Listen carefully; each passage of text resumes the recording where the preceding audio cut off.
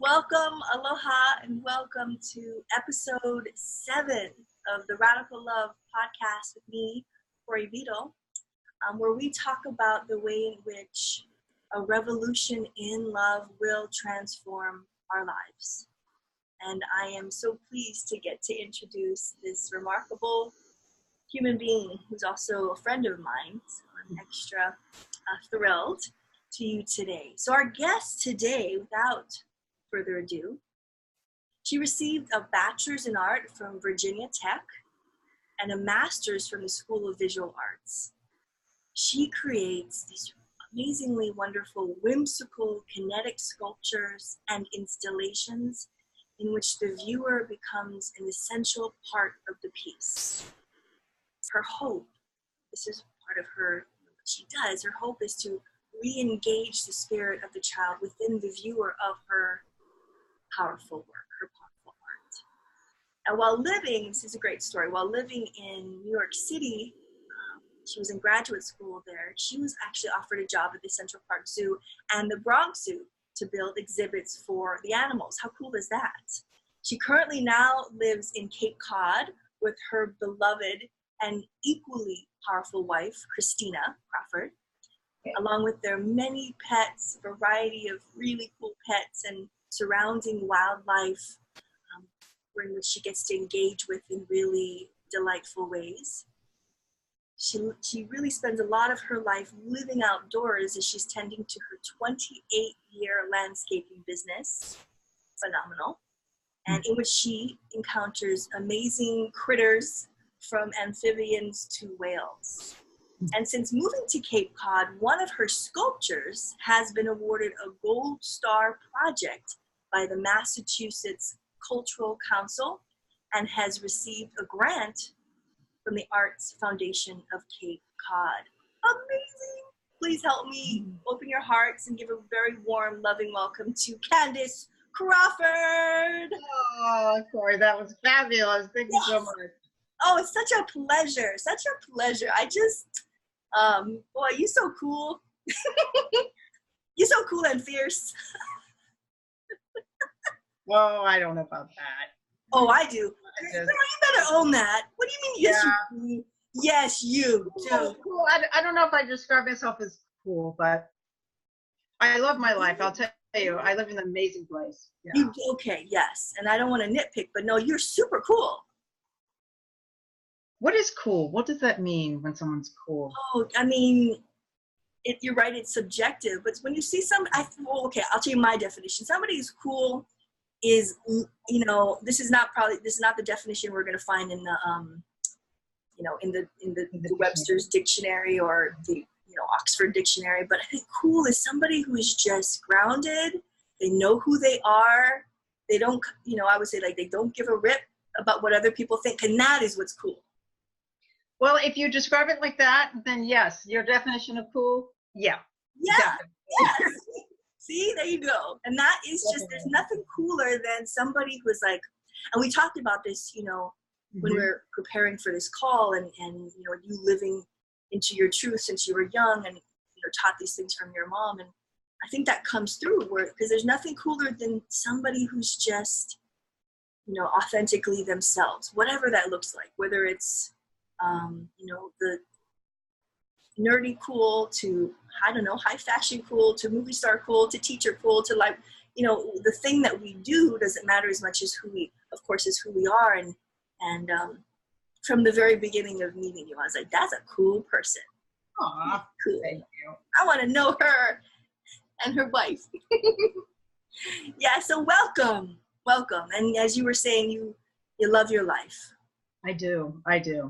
It's Life. been amazing. It's amazing. And it's amazing how, when I moved on the Cape, which is just an amazing place. It's so, the nature, because of the national seashore here, is incredible. And it's just a magical place because being surrounded by nature, it is very grounding, and the ocean and the water. Oh, that's beautiful. So, when we were talking about radical love and we, what's the first thing that comes to mind to you in terms of what you would want to talk about today with regard to this concept of radical love, reminding our audience that radical love, the definition that we're using, because it's used in other ways, but the definition we're using for our podcast and our conversations is that it's loving ourselves exactly as we are. It's loving others as they are. It's even the difficult and really the quote unquote difficult things, the things that feel contractive. In other words, why isn't this just called like the love podcast? Because I do delineate. There's a difference between what I'm calling radical love, what we're calling radical love, versus love. Is love, I look at love as something that's pretty easy, right? It's easy to love Tonka. Is that right? Yes. It's really easy for us to love our animals and love.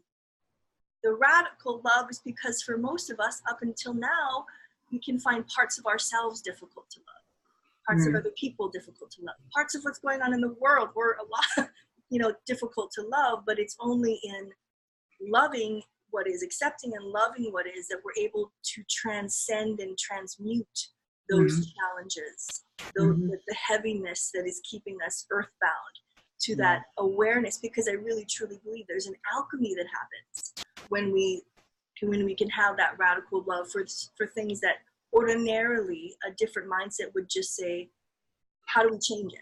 It's not about changing it from the energy of that, but accepting what is that alchemy, and from that alchemy, the alchemy of the awareness to our unlimited power and potential. Yeah. So that is the definition. So what comes to mind to you, my friend, when we're, just in this moment? I know we talked about some things we might be talking about earlier, but what comes to mind for you? Well, I think for me, and we had discussed this before, having radical love, when we really truly learn how to love ourselves, which I think is an ongoing process. I don't think we learn how to love ourselves and like, okay, I'm okay, now let's go tend to the world, because we are forever changing. Yes. So as we learn something more about ourselves, and maybe something lovely, maybe something not, we have to adjust and be okay and be in the present and be. Yes. And I know, something that we talked about, that I live in such a beautiful place, but I also live in a place that's basically a gay resort, near a gay resort. Provincetown is known to be an arts and gay community. I didn't know that. Oh my gosh. That's so cool. Yes, and it's really for people that are not in a more diverse area. They are just become floating on a cloud when they come here, because unfortunately there are places and also within people within themselves, they do not feel comfortable being gay out in the public, or feel safe enough to hold the hand of their partner or husband or wife as they walk down the street. And so when they come here, it's just, you can. It's just not, it's not without question. And so, I've lived here so long now. I moved here in December of '89. And so it just is. But, when I think about radical love, for the longest time, before I moved here, it was having acceptance. Not just before I moved here, I want to clarify that, but having acceptance that, I am gay, I am a lesbian. And I basically, from the day I can have any memory of any kind of sexual fantasy as a child, I was born that way. There was no question to me. And I remember keeping it a secret until finally in high school, I had my first girlfriend. But that, being in an environment where you're surrounded like that is not the norm, was an ongoing battle to understand who I was. Was there something wrong with me? Why am I thinking this way? Not seeing anyone alike. The reason I chose New York City to go to for school was my brother, who ironically is also gay. He's 2 years older than me. He was living in New York City. I happened to go visit him, and on his counter in his coffee table was a Gay Pride Parade magazine, because the Gay Pride Parade was coming up. And on the front was my first recognition that there were women that thought like me. And it said Dykes on Bikes. And there were all of these lesbians, of course, wearing their black leather chaps and the motorcycles on the background. But I saw that and said, oh my God, I'm not alone. But and in my head, I thought, only those 5 women and myself are the only ones in the world. I mean, right. But I said, I asked my brother. Yeah. I asked my brother, I said, who are they? And he, he explains it to me. And then at the time I wasn't out. My brother was, and I didn't come out because I've always been compared, I'm the youngest, and I've always been compared that I'm always mimicking everyone. And when I was about to come out, my brother came out first. So I didn't want to come out because then they would say, you're just doing that because your brother did that. Oh, that's interesting. So I kept it a secret as long as I could until finally, it was obvious.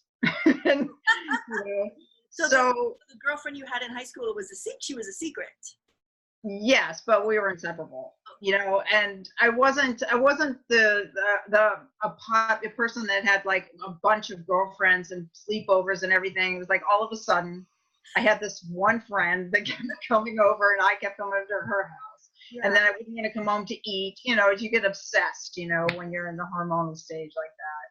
So, yeah. So eventually it was just like my mother, I remember once sitting at the breakfast table and my mother folded down the newspaper and just said, are you gay? And caught me off guard. And my first response was, no, what makes you think so? And then she says, well, you better find acceptance. But, it was really funny around it. You better find acceptance. To me, that I should have acceptance around it and don't lie to her. And then I'm like, oh, now I'm in trouble for lying. And now am I in trouble for being gay? I'm not sure. But I knew this is the beauty. And oh my gosh, we laughed so hard. My brother and I still laugh so hard about this. When he came out, my mother had huge ambitions for my brother. She decided that he was going to be the president of the United States. Wow. So personal. Yeah, not a bit. And so the funny thing was, when he came out, she said to him, well, I hope you're happy. You have just ruined your chance to be president. Oh, wow. Which was like, we both just like paused and looked at her like, wow. I guess it's not so bad after all. Right. Yeah. We laughed so hard. It's like, okay, just that's it. That's your big chance. Right. That was And the other part that she said was, and this is after, when I admitted, yes, I am gay. And she said, well, you're choosing a very hard life for yourself. And, that was like, okay, let me think about that. And it's not a choice. It's not a choice. Yeah. So, the belief systems you learn. And so there was an ongoing internal battle. Right. There's such a sense of relief and joy having the secret out, Yeah. Then who am I? What do I do? How do I negotiate? Where's my identity? Mm. And I think probably when I finally moved in, when 1988, I think it was, 87, I think is when I moved to New York City, or maybe 86, around in there, I pretty much was very comfortable in my own skin around it, which was really felt wonderful because I was around more people that were like me.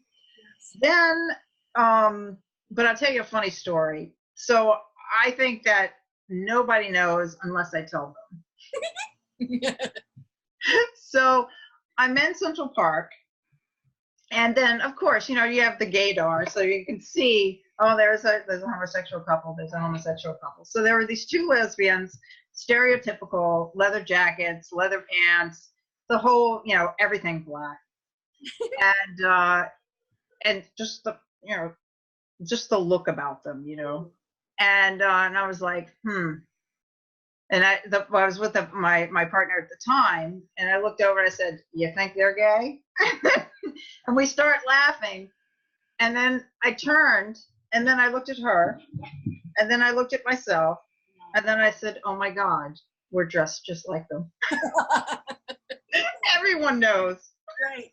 They were looking at you two going, "You think they're gay?" Really? I mean, it's like, no wonder they were looking in our direction. It was so funny, but that was like, oh, right. It was like the aha moment, you know? And I think from that point on, it was just, I am who I am. And the beauty of going to art school, you know, they really encourage you to think outside the box. Yeah. So much to produce, you know, the work that your inner self wants you to create. And it was perfect timing. You know, it was just beautiful harmony that I just really came into myself and just felt comfortable. And ever since, you know, I've just been comfortable in my own skin. Yeah. Which is beautiful. And it's also, sad to say, intimidating to people. Not the fact that I'm a lesbian, not the fact that I'm gay, but being comfortable in your own skin scares people sometimes. That's interesting. So I'd like to talk about that. I just want to first just highlight the powerful words where you said you came into yourself, because that is what I think, regardless of our sex, our gender, our orientation, you know, any of that external ethnicity, that's all what we're seeking, is to come into ourselves, or, you know, maybe even, you know, put another way, but just to remember who we really are. Yeah. Right? And now I hear you saying that can be intimidating to people. That's interesting. What have you found? There's envy. There are people that are so want to be comfortable in their own skin. Sometimes they're not even aware of it. Yes. So so envy can rear people's ugly heads. They want to they want to try to break you. Huh. Yeah, you know, they'll say things to make sure and test, and, you know, at a certain point I just laugh, you know. And I found the more comfortable I am with myself, and as I, you know, and, you know, even in the process of getting older, I'll be 55 in November. That seems odd. I remind myself of that if I look in the mirror, but, you know, I feel like I'm, you know, in my 30s. It's amazing. But I think that the biggest thing that I find with individuals is you just listen to them for a second and not take offense if they're being, you know, inappropriate. Just kind of get an idea of what level they're coming from. You can cut that with humor. Yes. Then they get to see the real person, and then it's gone. Yes. It's Yes, gone. I found that too. Absolutely. The facade, the protective, the defensiveness, this person maybe perhaps what's going through their head, this person is too real. I'm intimidated by the realness, the authenticity. It's too intense. It's intensity for them. Right. Yeah. And I mean, I am intense. I mean, visually, because I sculpt my body. I mean, everything is about art to me. And so that intensity will definitely come across, and that it can be intimidating. And then once they start having a conversation with me, and then also I say my name is Candy, that's just kind of fun, because they kind of tip their head like a puppy going, what is that word? Because it doesn't match, you know, like they expect me to say something else. Like, I don't know what. Or something. Yeah, exactly. And it's like, this is about art. This is not about like being severe. Although, you know, growing up with feeling uncomfortable with myself, my armor was to look as tough as possible. Okay. You know, it did become that, but then that became that for myself, that transformed into to me what seemed like a softer, gentler way of sculpting my body. Because when I worked at the zoos, I was mesmerized by the hairdos of the monkeys. There were some fabulous hair. I was like, wow.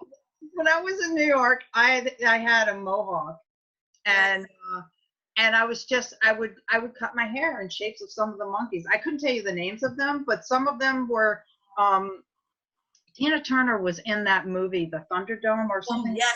Oh, yes. And that awesome hair that they gave her. Oh my gosh. That blonde mohawk and her stick. Woo! And she's like, we don't need another hero. Oh, I love it so much. I can't take it. Yes. Talk about a powerful woman. I mean, look at her. Woo!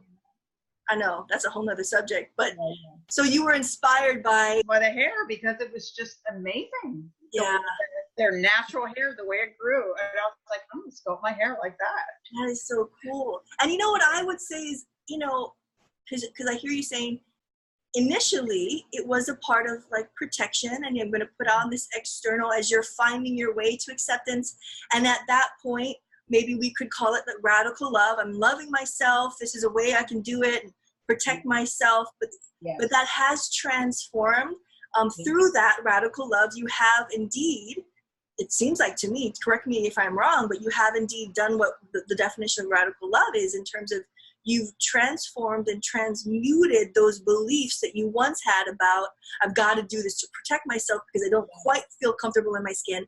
And now you're comfortable in your skin, but the external may still be, a certain way in people's eyes, but it's softened.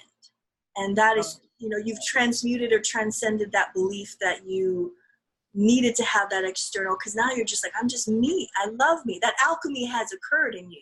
Yes. Yeah. Would you? Very beautifully put. Totally. Thank you. And and that's the thing, is that I picked that up on with you, my friend, in a heartbeat. I just seen you and Christina together. I saw obviously I do have eyes, so I can see your external, but all I sensed was like, well, this is a lovely person. And the two of you together, like, I didn't, so when you say things like, I know I come across as intense, that wasn't the energy I got at all. It was soft. Like you said, it was soft. You were watching me interact and dance and have fun, but I wonder, as out of curiosity, because of my wonderful chiseled features and these, my groovy eyebrows, I'm smiling here, but if I'm in thinking mode, I can look very serious. And walking down the street, if I'm not with Christina, I'm in thinking mode walking down the street. Yeah. This can be perceived. And then with the shaved head, there's only, sorts of, connotations. And then with the dreads, everyone thinks I'm a, Rasta man. But it's just about art. But, so it can be perceived. But, the one thing that what you're saying, though, is when we transform and we do come into that and embrace that radical love, the vibrational energy shifts. Yes, girl. So it really becomes the perspective of the person that you're coming across. Because I can be in deep thinking mode, walking down the street, and for one person seem very intimidating, and the next person just walk up to me with a big smile on their face and having a conversation with me, and amazing. So, I've learned over the course of time, where I was talking about, you just talk to the person for a second, you can get the perspective. And so I used to think that the world was a terrible place. And it's like, no, that was my perception, So if I continue to look for something for fear of, wow, I'm going to bring that right to me. Yeah. And then, our paradigms can kick in and say, see, there you go. Told you, just to reinforce you. Right. Mm-hmm. Exactly. The powerful magnifying, mind that we have, if we choose to magnify, focus and magnify on what's not, like you said, not going right in the world or in our lives, it just becomes this horribly, perpetual and cyclical, like we keep getting more of this in it, because it takes effort to make that effort. I mean, it takes, it takes work to switch the focus to what would I love? Where is the good? What is working versus all? It's just so much easier, I think, to focus on all the heaviness. Yeah, we're taught that. I was just going to say yes. We're taught that. And as human beings, I listened to a podcast and somebody was explaining the human brain and why we focus in on the negative.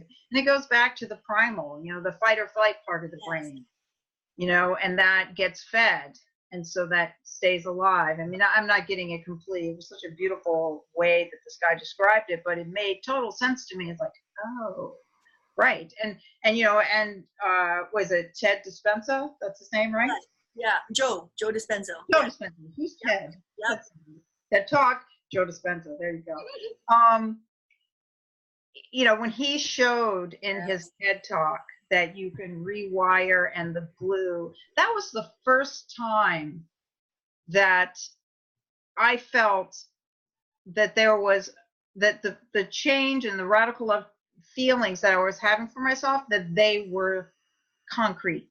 The self-doubt was like, am I fooling myself? Do I really have self-love? Evaluating that, and it was really beautiful to see those avenues of the brain connecting, and the glue. It was powerful. It's so powerful. I'm right there with you. That was remarkable for me the first time I saw it. And now we have the awareness that these neural pathways, there's only so many, right? Mm-hmm. that they can that are allowed, so that in order to, and we've talked about this in different ways, I've talked about it in podcasts in other ways, but specifically looking at the neuroscience of it, in order for us to think a new thought, it does mean the death of the old thought. So the death of the thought, or the death of part of ourself that wants to say, do you really love yourself as much as you? That doubtful part, right? That part that wants us to play small, the part that has been trained and conditioned in a very, for the most part, externally based world that says, you need to look a certain way, your external should be X, Y, and Z, and if not, that's a problem. To letting go of those neural connections and forming new ones that are, no, I love me. Good job, Candy, for doing X. Good job, Corey, for doing X, right? Speaking to ourselves in a different way. Starting that, like, just on a daily basis, because there's thousands and millions of thoughts every day. But it takes effort, because, as we know, there's a gravitational pull to the old thoughts, simply because we've been thinking they're well-worn highways of thought, right? And so to put down, as Abraham Hicks would say, to lay down new track, right? And to create a new path, it takes effort, as well as releasing, and this is a really good one for me to always remember, releasing the need to try to eke it out, dissect it. Well, why was I thinking that? Why did I, right? Let me just, where's my magnifying glass? And versus, no, I don't know. I love how they say, you don't got to go see what's clogging up the pipes, just lay new pipe. Yeah. Lay down new pipe, lay down new track. What a strange concept. So simple, simple, and to know that could be an option, but my brain would still say, no, let me exactly see what it is, then I'll do that. Right. So it's just a waste of energy. Yeah, and it really is. It won't do it. It's going to just stay hooked in here, but it's trying to fight for its life.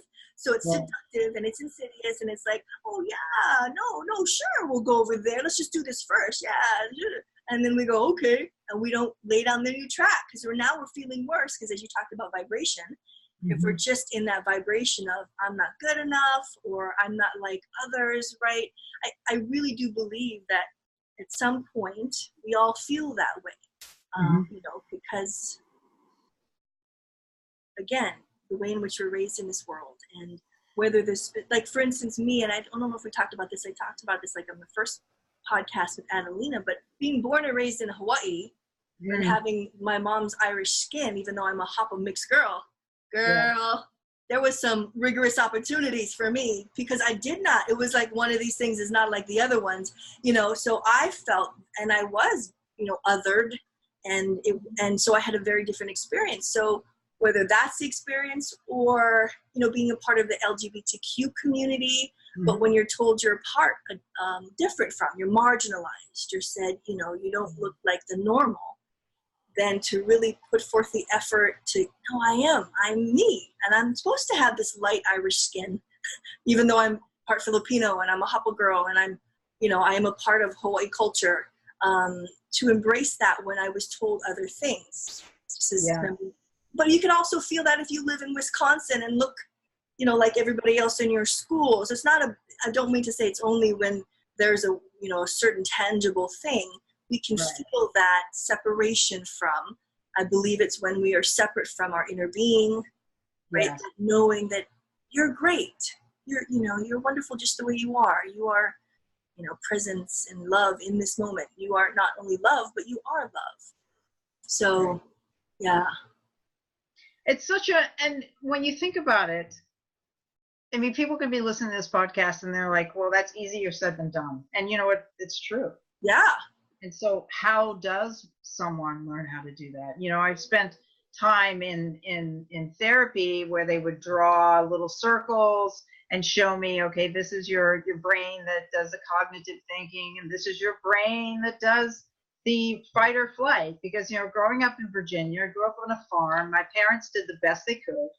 I got divorced when I was 10, and there was a tremendous amount of domestic violence in the house.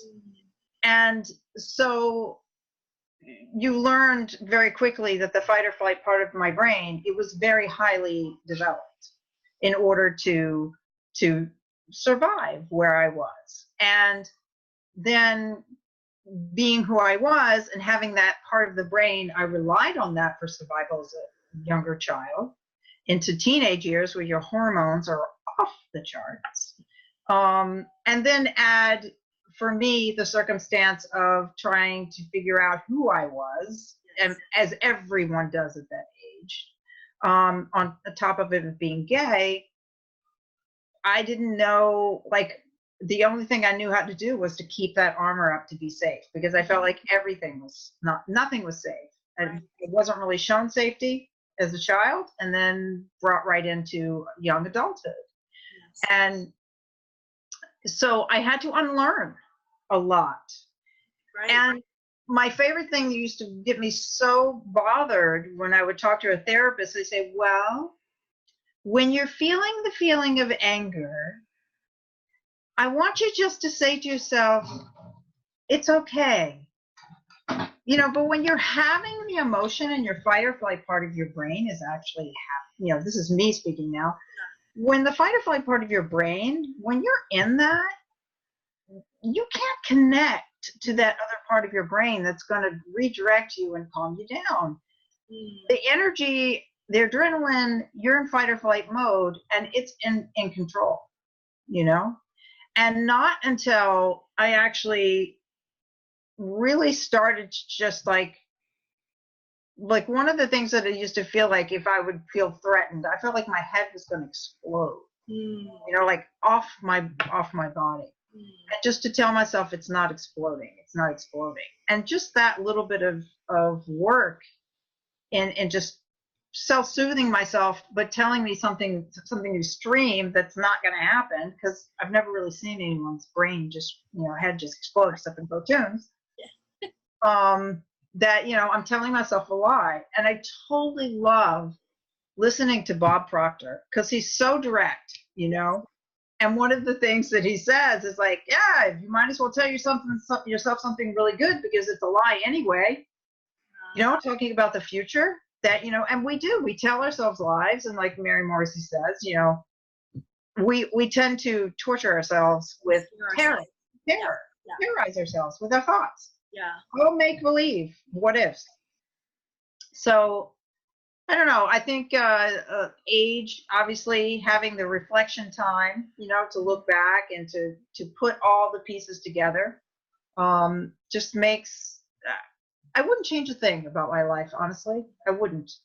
But I say, I think that it's really just encourage people to really embrace who they are, no matter what that is. Because it doesn't mean, just because I'm gay doesn't make me special. I'm just gay, And just because, someone else has some other belief system that is not someone else's, that's just what it is. Yes. It doesn't, we just are, and accepting each other without putting those types of labels and categories is where we have to step away and just step away from all of those labels. And yes, sometimes the labels give us definitions as to how to approach, like good fences make great, fences make good neighbors, or whatever the saying is. Just have a little bit of an understanding, more of an outline, but then write your own story. Yes. Yeah, and because it's very important and powerful, writing your own story, because I'm having taught, classes with the class theme was gender construction. So read academic text with regard to this. I learned that, the reason why, and again, you've got to do what feels best for each person, but the reason why we do people like those labels is it because it makes the other person who's wanting the label more comfortable, because they're able to define it. It's versus this floating signifier of like, what exactly are you? And really the bottom line would be like, none ya business, right? It should be like, none ya business, but because we are trained, again, from little baby time, because we know this, we talk about this all the time. You see the babies just playing with each other, right? Different ethnicities, different whatever, different races, different socioeconomic classes, they just play. It's only till later when they're told this external thing means this, right? All of that stuff, whether it's positive or negative, but we attach a meaning to it. Then we go, okay, I've deciphered it. It's like it's some sort of a mystery we got to solve everything. So whereas, and we talked about this, prior to this conversation, the idea of like, there's boxes, I don't want to really be put in a box. And so I learned about that through academic text, and that's really coming from the person who's going, well, I need to know. And some people are okay with that, whereas, and they feel pride, and there's a lot of, pride around that, which is also important. But on the other hand, for somebody to go, I am a part of this community, but I really don't want to be labeled. That's great too. Mm-hmm. Yeah. And even within our own communities, the society tends to be prejudiced. I mean, there was a time that I pulled way back from the lesbian community, because it became a time where, because I am more on the masculine side, I was therefore put in this box that, that therefore I play this role. I have to be this type of lesbian. And I used to sometimes I would just like, really, because I found that women that hadn't become comfortable in who they were, when they were also more on the masculine side, it used to crack me up, because it's like, oh my gosh, there's a part of our group, and I'm just saying a part, not who lesbians are, that, males, but yet the epitome that they don't want to be, they are duplicating. Yes. And it would drive me crazy, because I used to say sometimes, that's ironic. Why they just kind of puff up, and I call it pigeon chest. Because sometimes you see guys, when they get intimidated by each other and they start to fight, they stick their chest out. Peacock pigeon, And there are certain groups of lesbians that would all puff up, If I was just like having a conversation with their partner or someone that they were interested, they started to puff up, and I'm like, I don't like this. So I kind of retreated, and it was nice, because it allowed me to interact with everyone. And, over a course of years, and then when I came to Provincetown, I found myself, in order to, when I was not in the state of accepting myself, I use drugs and alcohol to soften that, and to feel comfortable to be with people. I had to have a substance in my body. And I came here, and there was a really wonderful group of recovery here, and so I joined a 12-step program. And with that, and working the steps, the main thing is talking about, not to look at the differences of the people, but look at the common denominator. What do you have as a common denominator coming from that perspective to help each other? And that was addiction. And with that, learning that principle, and I connected more with the heterosexual community than I did with the gay community, because it broke down this wall that I had created from my perspective, from a lot of experience that I had when I was younger. It broke it down. And it was so wonderful to just like be.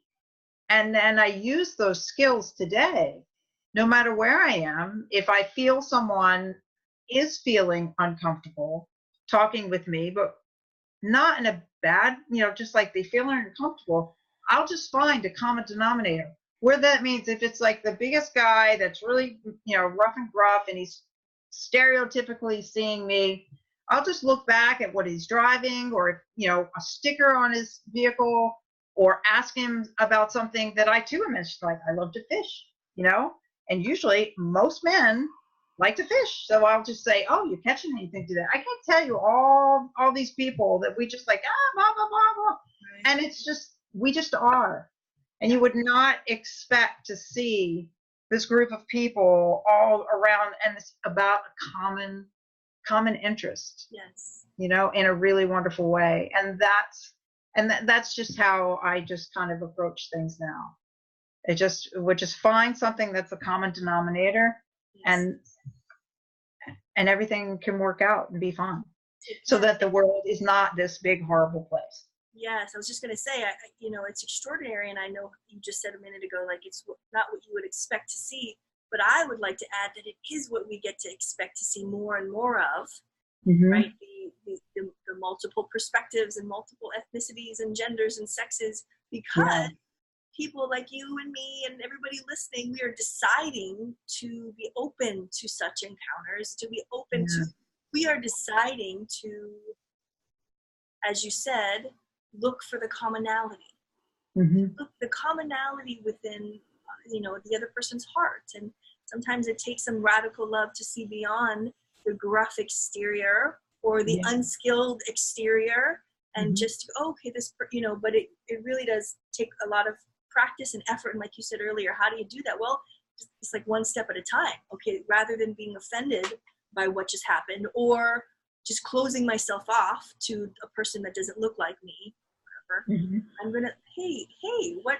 And then having that human connection, because it is so powerful. And then because we're at that vibration, we welcome in more people who are open to having those human connections and expanding that love and awareness, because truly it comes back down to, in my view, that Einstein quote, that we cannot solve the problem from the same mind that created the problem.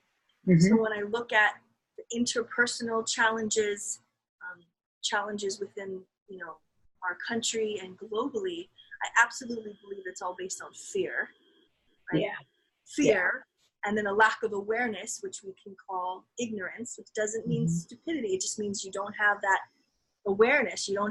There's a lack of information, education, whether it's formal or informal.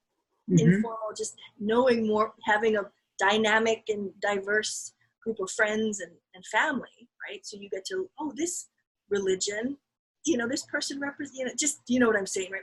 But without that awareness, and we're coming from that small-minded, this is the way, based in fear, then we really limit not only our interpersonal experiences, but the world that we currently, that is in transition, and I believe is changing, but that because of that foundation for some in fear and ignorance, it is becoming the catalyst for people like us to take action. But going back to the Einstein quotes, if I connect it back, not from the mind that created it, so not from a fearful mind, but from a mind of love, right? A mind that is at a different frequency or vibration. Does that make sense? Okay.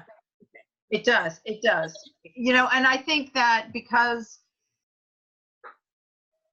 the media has, it's marketing.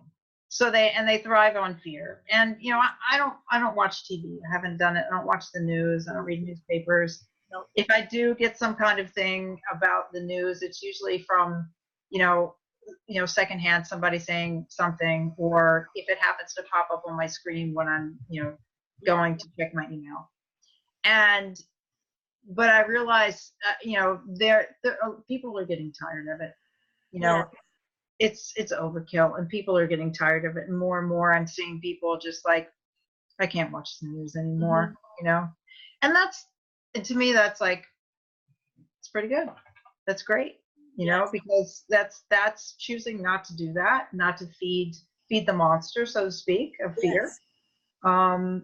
Exactly. Good chance. You have an option to choose another thought, to choose another way of approaching the world and getting your information if you so need to feel informed.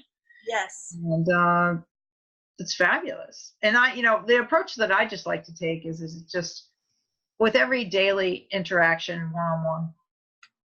Yes. One-on-one interactions. I think the power of example is one of the hardest things to do, but you will see the effects of that. Like people always want to go karma. That's I think when people start talking about karma, they're hanging on to revenge, and that's still that's anger and fear. It's like, yes, it's not going to do anything. And listen, I'm going to tell you right now. I'll tell you something that the way that my wife and I have found to just like relax, because in people with road rage, and because I used to get all bent out of shape. It's like, stop shoving me up the road. I haven't done anything to you. I'm taking it all personally. And we realized we just need to free ourselves, and particularly me, if I'm driving, it's like, free me of this obsession of like, why can't I relax? I'm just trying to go from point A to point B. So we came up with if someone's barreling up and, tailgating you and flashing the lights and all of that stuff, it's like, they must have diarrhea and they got to get home. It's that's like, good. fine. We had so good. Some kind of humor, because it's like, they're trying to get home. They got diarrhea, and they're just trying to get home, and that's the only place they can do it. So they got to go. And, when that happens, we're like, I hope they make it. I don't know if that one's going to make it. And you know what? That shifts that perspective of being it about me, because, we don't know in any given moment what's happening with anyone, unless they turn around and tell us, I mean, living in LA, I totally get that. And having prior, I have some of that too, but I'm like, because it is an interesting, LA traffic can be kind of interesting. Although you might know this great quote from Gay Hendricks when, he was on a phone call and the person asked, "Where are you?" He said, "Oh, I'm in the sanctuary of the LA traffic." Oh, yes. Isn't it fabulous? Right? So, I mean, talk about perception. So both of those are great. The one that I love yours, though, because it's like a bit of not only the playfulness and the fun and the laughter, but like, it's almost like, I hope you, versus the, Yeah, like that's like, you can find sympathy for someone. Yeah. Pretty quickly. If you're like, ooh, okay, let me help you out there. I'll get out of your way. I get it. And also, like you said, you never know what anybody's going through. But I would venture to say that when somebody is behaving in that way, let's say they don't have diarrhea, let's say they don't have some sort of an intestinal challenge, and they're just in they're that anger ball of like, rah, but that I feel when I'm really in my elevated space, like I'm meditated up, I'm prayed up, I've set my day off by meditating for, 30 minutes in the morning, whatever. I'm grounded. I'm just able to go, okay. But I have the awareness when I'm in the awareness, when I'm, in alignment, I can go, and recognize that they're out of alignment. Yeah. Because nobody's true alignment is to be all cuckoo banana angry, driver or rude person in the grocery store, but it's like, as we know, there's a difference between responding and reacting, and I can respond when I'm centered. I can have radical love for the unskilled, rude person when I am centered. So I got to do the work. And like you talked about earlier, well, it seems it's easy. Well, that's easier said than done. Well, yeah, it can be, but you do it anyway. Right. You do the work. And doing that work, I mean, it's just, and it's like you said before, it's just baby steps. Yes. It's just simply, okay, I'm going to do whatever ritual. My ritual is to walk with my dogs. I call it walking with the gods and the dogs. And I walk on the beach. And sometimes, because my older dog, sometimes I have to just take him. He has a wheelchair that helps him walk just on the walks, so his hind legs won't be so tired. So we go to the woods sometimes, and just talk about gratitude. I talk out loud. I had someone tell me once that, oh, I love how you talk to your dogs. I used to watch you walk on the beach all the time, and you always talk to your dogs. And I was like, I just smiled, and I'm like, yeah, I'm talking to the gods. I'm like asking them questions and working stuff out, and and I've had such beautiful experiences that you can't make this stuff up. It's just incredible, Yeah. And just connecting and making some type of practice, whether it's, if you live in a city, look up at the sky, find a cloud, sit and meditate, whatever works. That's the thing, is that people say, oh, you got to meditate, you have to sit, you don't have to do anything. Just find something that gives you a moment of free from this. Yeah. That you can just be free of all that chatter. And I love Thich Nhat Hanh. I've mentioned him, many times, and in the last podcast with Matt Boggs, and we were talking about his book Taming the Tiger Within. But he also has another book called Pieces Every Step, where you can have a walking meditation. Yeah. Every step, it's a walk. I mean, there's so many. But again, the bottom line is to come to that Eckhart Tolle, right? I love how Eckhart Tolle will say, when he says, okay, let's do some meditation, he laughs because he goes, everybody goes, okay. And they get into this position like, and he's like, it doesn't have to be that way. You can just sit and just, breathe and listen to the silence, listen to the air conditioner, listen to, have presence and oneness with the tree or the bird, and just, it's about quieting that chatter, quieting, finding some just, space between. And that's a challenge, that's a challenge. And practice, I remember that, for me to have some type of understanding about that when I was going through my early stages of recovery, I didn't believe, I laugh at myself now, but I could not fathom anything being more powerful than me. I didn't believe in God. Anything more powerful than what? Me. Oh, yeah. Me. Higher power, girl. I was my own power because I was the one that got me here. It's that whole self-centered, like, oh, and then just the age, it's just like the certain age and just, okay, But my sponsor at the time took me to the ocean. And she said, can you, because I struggled with, the third step is about connecting with a higher power. Yes. I don't believe in God, I'm an atheist, blah, blah, blah. So she took me to the beach and she said, how powerful are you? And I was like, I'm pretty powerful. And she's like, really? Can you go out there and stop those waves?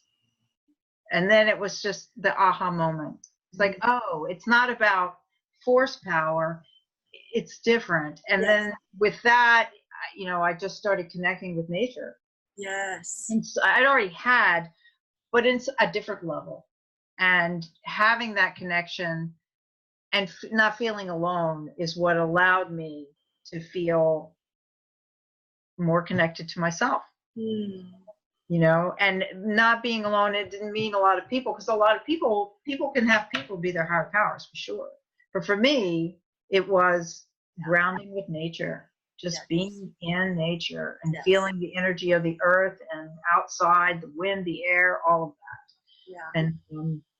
And that, to me, just like having that and talking, as we've talked about Abraham Hicks, connecting with Abraham, and asking for fun clues. Anyone's guides can provide them with a clue, have fun, show them anything, and so, I had so many wonderful things that I started my blog. It's still, I got my couple of stories going on, and that was, for radical love. I tell you, talk about radical love, accepting myself, that I could share these experiences with the world and be vulnerable, because I don't go deep into personal things, but I do allow myself to be vulnerable, like, having the feelings I'm having, and how can I shift that, and what can I do? And that's like my how-to, because I struggled for a long time.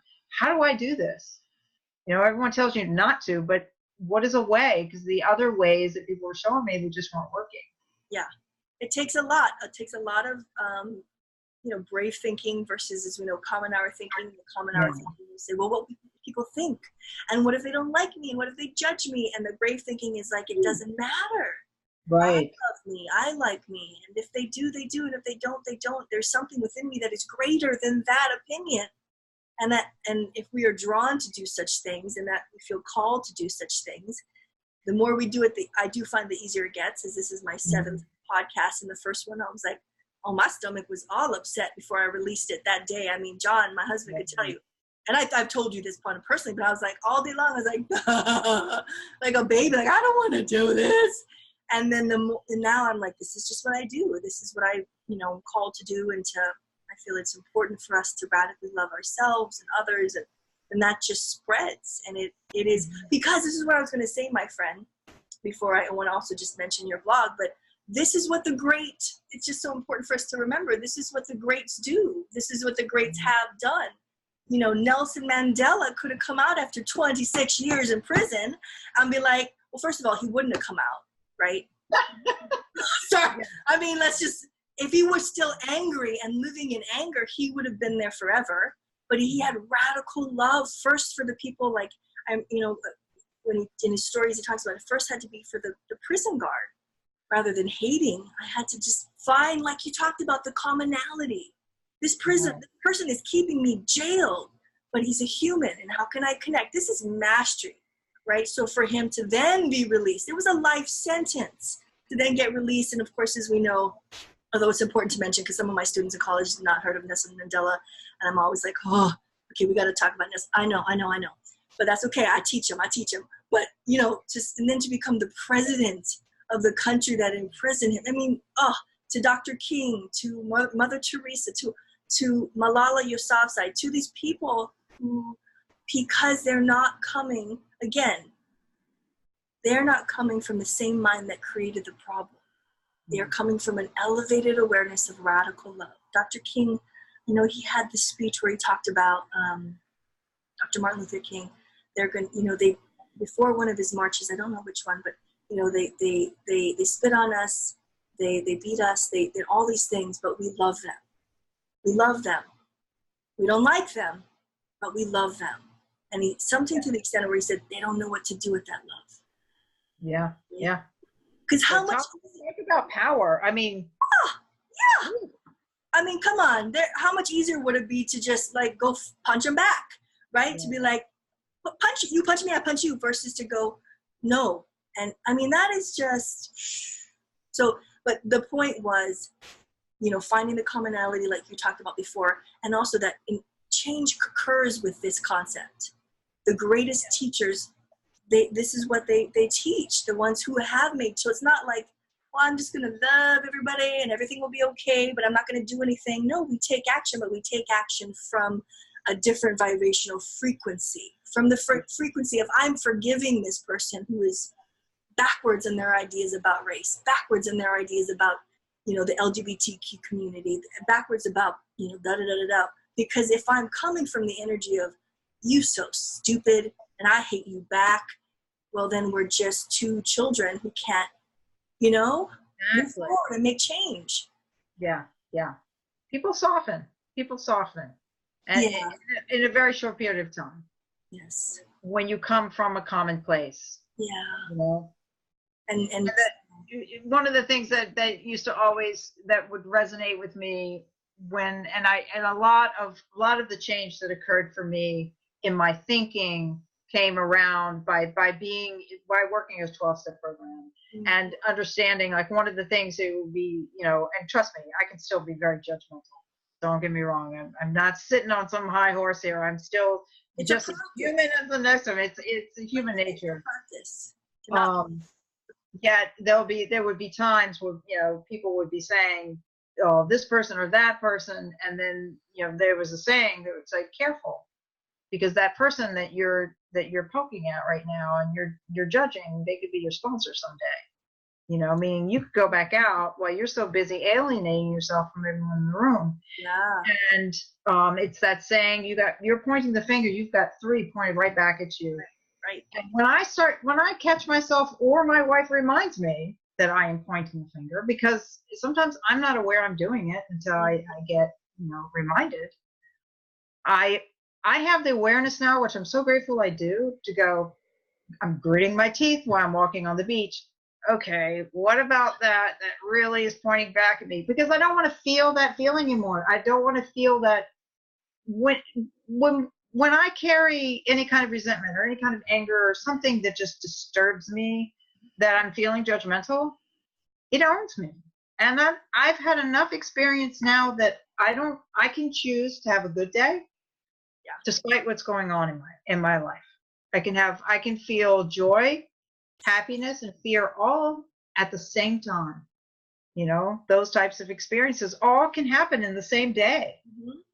You don't have to have just one. And to learn that, and to be able to have an experience of learning from joy, that's another one that was like, I remember that. It was like, wow, you can learn from joy? I thought everything had to be painful to learn a lesson, And that actually we learn more when we're in the joy, when we're in the feeling good tone, that's when we're more open to the downloading from infinite intelligence or God or Abraham or the universe, whatever name we choose. But that, because when we're angry or when we are being jailed, we're jailing ourselves through resentment and such. We're just out of alignment with that, inner being, whatever you want to call it. So the joy, that's so important, my friend, to mention that not only can we, but that is, I think, where we want to be. Yeah. Yeah. And that's a choice that we really can do. Yes. And I challenge listeners, if you've never, so reflect back and think about, have I really learned from joy? Because it's an odd concept. Yeah. And then see if you can, like, choose another time to learn from joy. Right. Is it okay with you? Can it be okay? Because I know it is, but can you make it okay that you're in the joy, knowing that everything is working out in this moment, that I don't have to be doing things all the time, but rather flow comes more easily when I'm coming from the joyous moments, spending time with your dog, right? Spending time with your beloved wife, for me, my husband, nature, but finding that and trusting and also appreciating what is, right? Finding things to be grateful for. You talked about again earlier, what is a step I could take, right? Can feel joy by being appreciative of what is. Yeah. Now, welcoming more. And so before I forget, let me come back to this. Your beautiful blog is inyouandnature.com. So that is Candi's blog, inyouandnature.com, inyouandnature.com. And are you currently putting up like pictures and things like that, my friend? Yeah, basically what inspired me is that, my walk with the dogs and the gods, I was having so many profound experiences. One, which I won't tell the whole story because I'm sure we're running out of time, but what I found was that I would ask, like, okay, I'm not getting it, talking to the God. I don't get it. What's going on? Give me a clue as to what I'm supposed to do, and I would get some serious clues. Yes. One of them was I had an otter. At the time, I had 3 large dogs. We are all on the beach. They're off leash.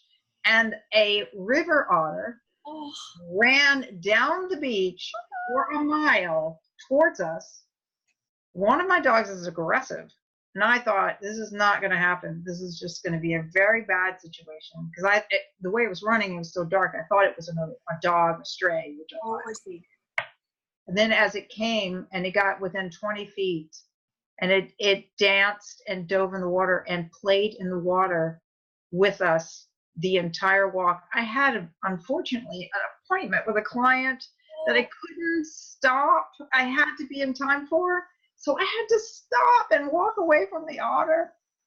But it was beautiful. It was such a beautiful moment. And I had made a very significant decision in my life at that time. And I was like, am I doing the right thing? Am I just repeating old behaviors? And it was not.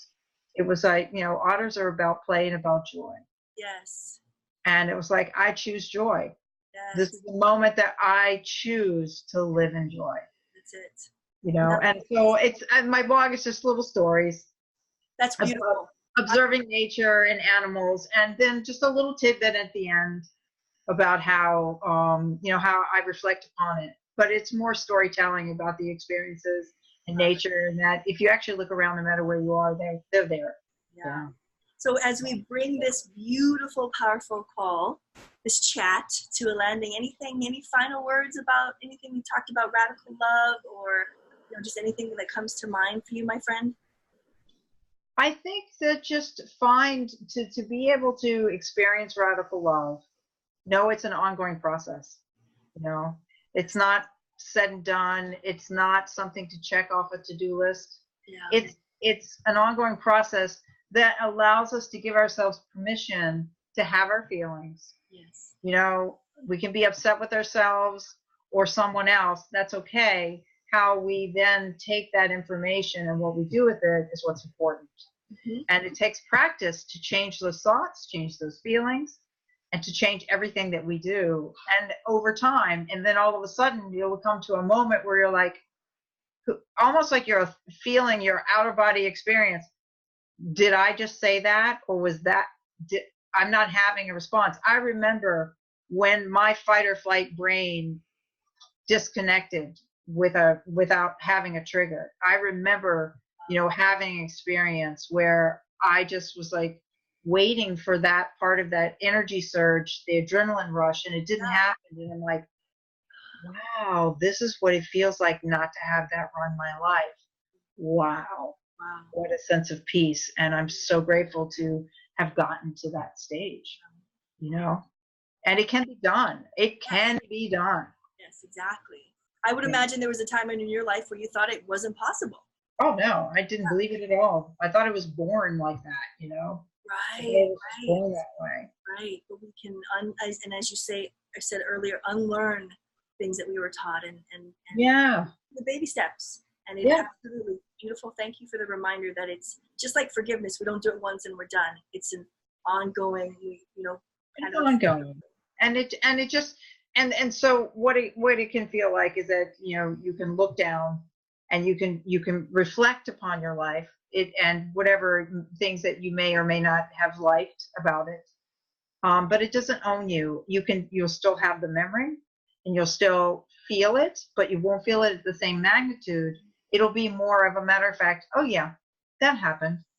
Oh, look at that beautiful frog. It's just like shifts. You just shift out of it. Yeah. It doesn't own you. Exactly. It's neutralized. Yeah. And that's what it feels like. It's so amazing to get to that stage. And it's there for all of us. And I thank you for helping us on this journey to share your powerful story with your beautiful open heart. I'm so grateful that you're in my life, that we're in each other's lives, and Christina. Thank you. And gosh, it's just been remarkable, and I'm so happy. So thank you. And I tell you what, if you're in Cape Cod area and Miss Candice Crawford is not doing your landscaping, you got to get with that, because she's the best, and she's known around the island as the person who will come and save the animals as well, and she'll just take such good care of you. So I just got to say that too. So when I live in Cape Cod, we'll be working together too. So Yes, just look for me. I'll have my big, huge cowboy hat on, blocking from the sun. And I don't take myself too seriously. I do laugh at myself with my two little double holsters, with my nips on either side. That is like my total, my little landscaping nips. Well, I need a lot. There are two different sizes that I need at all times when I'm working. And I need to have a big hat, which I love the cowboy hat. So I wear that and my holsters. And I just laugh at myself every time I put them on. Okay, but I have a visual. Every day I'm wearing that. Yeah, it's funny. Exactly. So yes, it's all about not taking ourselves and life so seriously and just having some more fun. So thank you for that. Yeah. I appreciate it. And so we'll bring this beautiful, powerful conversation to a landing, and to everybody listening, as always. Well, actually, before I say that, I would encourage you, and like we talked about today, what is a step that you can take today? They are baby steps in terms of radical love. It's a process. And what would it feel like if you could live and know you could live in joy, and that you can take action from that, and that and radically loving yourself is absolutely, it's a choice, it's a practice, but it's here for you. The tools are here for you. So my heart to yours, as always. I hope that you love big. I hope that you be brave, and I hope that you share your beautiful life with people. Bye for now. Ahui ho. Bye. Thank you so much. It was fabulous. Thank you, my friend. I just love you. Thank you. Thank you. Bye. Love you too. Bye-bye.